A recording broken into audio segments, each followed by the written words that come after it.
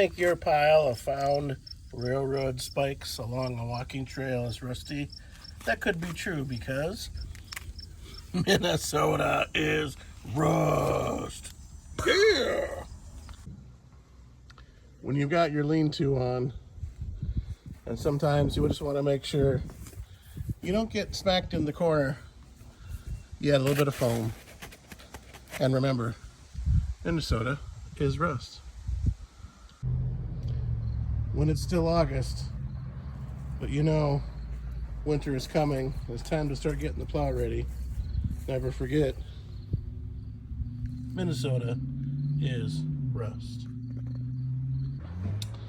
When you finally got a little bit organized to stash your metal in a place that won't get in the way, never forget, Minnesota is rust. When you have a cool ornament in your shop of an Iron Duke 2.5 Chevy, never forget, Minnesota is rust. When you're busy working on your car and performing some daily driver maintenance and repair, or your son's car actually, and things start to rain down when you pound on it, never forget, Minnesota is rust. Oh yeah. When you put a sticker in your back window and it has to suffer through being scraped through the frost and in the snow, never forget, Minnesota is rust. If you think your new brake drums will look nice after putting them in Minnesota winters, guess what? Minnesota is rust. Yeah! If the rust hole in your daily driver gets bigger even in the summertime, don't worry, Minnesota is rust. If your poor fox body hatch is a little bit less than it used to be, even with rust killer, have no fear, because Minnesota is rust. If you've been looking everywhere for the frame to the car you bought in pieces, don't worry, it's just hiding under a trailer, because Minnesota is rust. If you're trying to remember if these old parts are from a car or a tractor, don't worry, Minnesota is rust.